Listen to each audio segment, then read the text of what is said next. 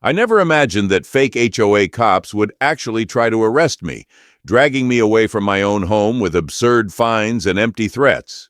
Before we dive into this intense story, we have a small favor to ask. Drop a comment below and tell us where you're watching from. It's always incredible to see how far our stories reach. Thank you so much.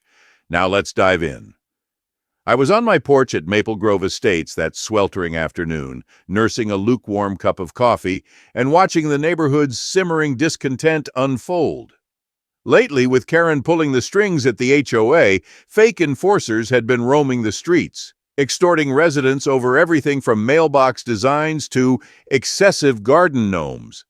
I'd seen enough foolishness in my time to know better than to let these clowns push my neighbors around. Across the street, I saw Mrs. Elkins open her door, only to be greeted by three men in cheap, ill-fitting uniforms. The tallest, a mustachioed brute sporting mirrored sunglasses, stepped forward and barked, "Step outside immediately! You're in violation of community decorum. Your mailbox is an eyesore and a direct breach of HOA standards." Mrs. Elkins stuttered, "But it's just a mailbox!" I couldn't stand by. Swinging off my porch, I strode over and slammed my voice down hard. "Hold it right there, you clowns! You're nothing but a sham, pretending to enforce rules that aren't yours to enforce. What gives you the right to bully my neighbors?" The mustachioed man sneered. "Mind your own business, old man. We're here on orders from the HOA board." "Orders?" I spat incredulous. "The only orders you're following are Karen's delusions of authority. You're nothing but frauds, preying on hardworking people." Inside, I thought to myself, when they try to charge me next, that's when real justice will hit them. The tension shot up when one of these imposters lunged toward a visibly shaken Mrs. Elkins. In a heartbeat, I grabbed the man by the collar and twisted him back with a precision honed by experience. "I won't stand by while you terrorize my community," I growled. "Back off!" For a long, charged moment, nothing but the sound of our heavy breathing filled the air. The three men exchanged nervous glances, their bravado crumbling under the weight of my glare. The mustachioed brute, clearly rattled, barked, We have orders," as he fumbled in his pocket. Out came a crumpled sheet of paper that looked more like a hastily scribbled note than an official directive. I snorted at the feeble attempt. "Orders? If that's all you've got, then you're running a scam, and a poor one at that." My voice was low, each word deliberate as I stepped closer, forcing them to face the truth. One of the enforcers, his voice barely above a whisper, mumbled, "We were told to do it. To collect fines for violations, mailboxes, lawn decorations, things like that." The words tumbled out in a rush of panic, betraying the lack of conviction behind their act. I scanned their faces and saw the desperation lurking behind their flimsy disguises. "Violations?" I repeated, my tone dripping with disdain. "You're not enforcing any real standards. You're extorting money from people who've worked hard for their homes, and I can't stand by while you bully my neighbors." In that moment, their entire operation began to crumble. Panic replaced their forced bravado as they exchanged whispered looks of uncertainty. Soon enough, they turned tail and scurried off, leaving behind the echoes of their disoriented excuses. Later, I'd hear that they'd rushed back to Karen, seeking some form of direction, only to find that she had already unleashed her own brand of punishment. "You think you can meddle in my business and get away with it?" she snarled, her voice low and venomous. "You're a thorn in my side, and I won't tolerate it any longer." I took a steadying breath, my heart hammering in my chest. "I'm only protecting this community," I replied, my tone firm despite the surprise churning in my gut.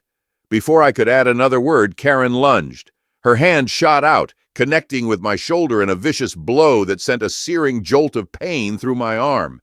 I barely managed to deflect her second swing, a wild, furious arc aimed at my jaw. "What the hell is your problem?" I shouted, adrenaline surging as I parried her next punch. "My problem is you," she spat back, eyes wild with a mix of determination and rage. "You're undermining everything I've built here. I won't let a meddler like you ruin my plans." For a long, breathless moment, it was just the two of us, her fury and my resolve locked in a violent standoff. I could see in her eyes the manic intensity of someone who had turned a twisted sense of order into a personal vendetta. "You should have stayed out of it," she hissed, stepping in close as if to erase any distance between us. I gripped the porch railing, feeling the sting of her blows and the rush of adrenaline. "I won't let you bully anyone," I said, voice low and unwavering. That night, after the altercation, I retreated inside with a determined glint in my eye. I knew Karen wouldn't let my defiance go unanswered. And sure enough, the very next morning, my mailbox was overflowing, not with bills for utilities or groceries, but with envelopes bearing Karen's insignia and a fine for some absurd, non-existent violation. I flipped through the letters, each one more ludicrous than the last. One charged me for improper personal property display because I'd parked my old truck at an angle. Another fined me for unauthorized exterior decorum simply because my mailbox didn't shine to her impossible standards. It was clear, while I was busy gathering evidence, meticulously piecing together receipts, ledgers, and every scrap of proof of her extortion scheme, Karen was hell-bent on sending me a tidal wave of fines, hoping to break my spirit with bureaucracy. I couldn't help but let out a dry chuckle as I organized the absurd paperwork. Karen's war wasn't just against the neighborhood, it was personal. Each fine was her way of lashing out, trying to pin me down with her petty regulations, while I was unearthing the real story behind her fraudulent empire. I set the stack aside on my desk, determined to use every one of these ridiculous fines as evidence. In every absurd charge lay another piece of the puzzle, a clear sign of her overreach. And as I continued my quiet investigation, I silently vowed, when the time came, I'd expose her for the tyrant she truly was. I hadn't paid any of those absurd fines, knowing full well that Karen was setting me up. I hadn't paid a single one of Karen's ridiculous fines, and I knew it was only a matter of time before she made her next move. Earlier that day, I'd already told my old colleagues, if things get dirty, I might have to call you in. I'd made it clear that I was on high alert, ready for whatever Karen's twisted regime might throw my way. Then, as I sat on my porch, I glanced out the window, and my heart skipped a beat. 5 figures in those flimsy, ill-fitting uniforms were steadily approaching, their determined strides leaving no doubt that Karen's enforcers were coming for me. In that instant, I knew this was the moment I'd been dreading. Without hesitation, I grabbed my phone once more and dialed my trusted contacts. "This is it," I whispered into the receiver, my voice low but steady. "Karen's men are on my street. I need you to be ready. Things are about to get real." I could hear the concerned murmurs on the other end, a lifeline in a moment that felt like the calm before a storm. As I continued to watch the approaching figures, my resolve hardened. They might be outnumbering me now, but I wasn't alone, and I wasn't going down without a fight. I hadn't paid a single one of Karen's ludicrous fines, and I'd warned my old colleagues before, if things get dirty, I might have to call you in. And one day this happened. I glanced out the window, and there they were, 5 figures in those laughable, mismatched uniforms, striding down the street with a misplaced air of authority. My instincts kicked in. I fumbled for my phone and without hesitation dialed my old colleagues. In a low, urgent whisper, I warned, "Listen up, Karen's enforcers are on their way. Brace yourselves because this nonsense is about to begin." Their terse replies, full of unspoken promise, spurred me on as I braced for the inevitable clash. Before I could even lower the phone, a battered car pulled up with a screech, and out stepped Karen herself, eyes blazing with fury and a sneer that promised retribution. Her voice as venomous as it was theatrical. "Today, you learn your lesson."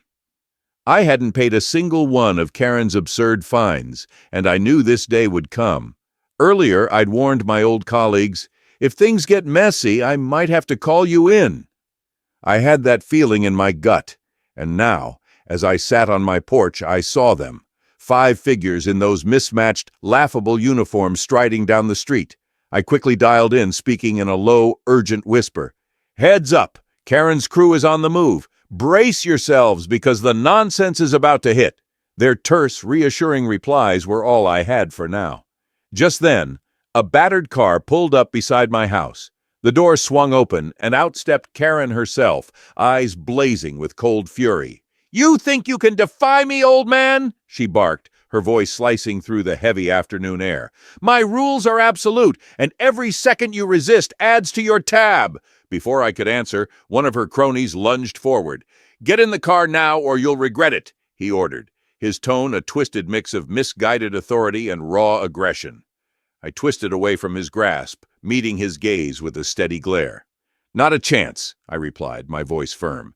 "You're not enforcing any real standards. You're just a bunch of puppets for Karen's personal vendetta."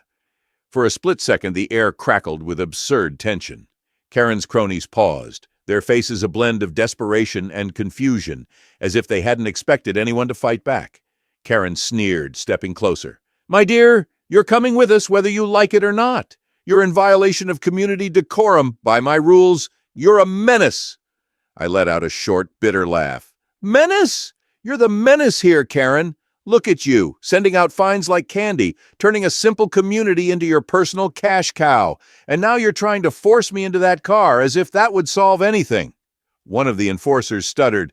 "Sir, your mailbox is a violation and—" "Save it," I interrupted, shaking my head. "Your rules are a farce.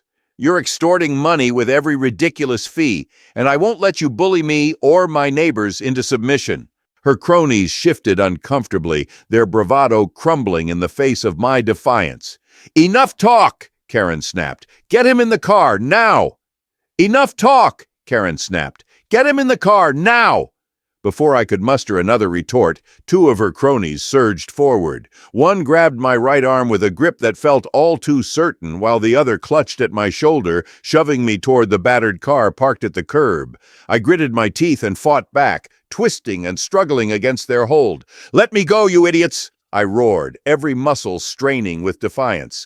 Yet their determination, fueled by Karen's venomous command, was relentless. One of them growled, "Don't make this harder than it has to be, old man," as he tugged me closer. The world spun in a dizzying blur of anger and absurdity.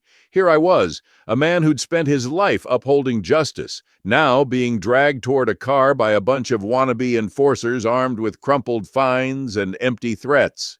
I glanced desperately out the window, silently praying for the arrival of my old colleagues, those I'd warned earlier on the phone that if things got messy, they'd be ready to step in. But there was no sound of sirens, no reinforcement coming. It was just me and Karen's farcical posse. Karen's eyes narrowed as she stepped forward, her voice dripping with icy contempt. "You're under my jurisdiction," she spat. "Every minute you resist adds to your tab. Do you really want to see how much you owe?" I could only laugh bitterly. "You're extorting me with fines and force," I shot back, struggling against their pull. "Your rules are a joke!" But her cronies tightened their grip. The cold metal of the car door scraped against my back as they forced me closer. One of them hissed, "Enough defiance! Get in the car!" For a split second, the absurdity of it all, my life, my principles, and my battered pride, collided with the ridiculous spectacle of Karen's overblown authority. I felt the car door slam shut with a resounding thud, sealing me inside this chamber of farce. The moment the car door slammed shut behind me, the distant wail of sirens grew into an unmistakable roar. I sat there, seething in forced captivity, when flashing blue and red lights splashed across the street.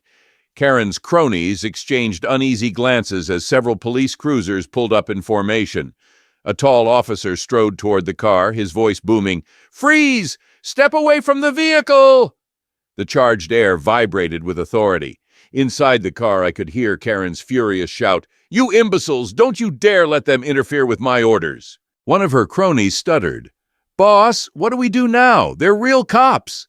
Karen's eyes narrowed into slits, and she barked back, "We handle it our way. This is our jurisdiction." The officer's gaze swept over the scene as he addressed Karen directly. "Ma'am, these aren't authorized enforcers. What exactly are you trying to enforce here?" His tone was icy, a blend of skepticism and command. Karen sneered, stepping forward as if to reclaim control even from a distance. "I'm enforcing community standards, something you clearly wouldn't understand," she spat. "This man is a menace to our order, and every minute he resists adds to his fine." Inside the car, I gritted my teeth. "Order? You're nothing but a fraud," I muttered, my voice barely audible against the chaos. My mind raced as I recalled the warnings I'd sent out earlier, the promise of backup now echoing in the officer's determined strides. The tension was palpable. The police officer circled the car, eyeing Karen's gang and the absurd stack of fines clutched in their hands. "I suggest you all stand down. You're interfering with an ongoing investigation," he warned, his eyes locking on Karen's enforcers. Karen's cronies shifted uncomfortably, their forced bravado disintegrating under the weight of genuine authority. We were just doing our jobs," one of them mumbled, unable to muster a convincing retort. "Jobs?" the officer repeated, incredulous. "It looks more like extortion to me." The words sliced through the tension like a knife, and for a moment, silence reigned. In that charged instant, the absurdity of Karen's twisted regime became undeniable. Here I was, a man unwilling to be cowed, held captive by a band of miscreants wielding nothing but Karen's petty fines and delusions of power. And now, as real law enforcement converged on the scene, her farce was on the brink of collapse. "Ma'am," the officer said steadily, "I'm placing you under arrest for unauthorized enforcement and extortion. Any further resistance will be met with force." His words were measured, leaving no room for negotiation. "Ma'am," the officer said steadily, "I'm placing you under arrest for unauthorized enforcement and extortion. Any further resistance will be met with force." Karen's eyes flared as she spat. "You can't do this to me! I'm the law here!" In a burst of wild defiance, she lunged for her keys and darted to her battered car. "I won't be taken down by a bunch of meddling fools!" she shrieked as she slammed the car door shut and fumbled with the ignition. Before I could even register her intent, my phone vibrated with the urgent voices of my old colleagues, my earlier warning echoing in my ears. "If things get messy, I might have to call you in." But there was no time to wait now.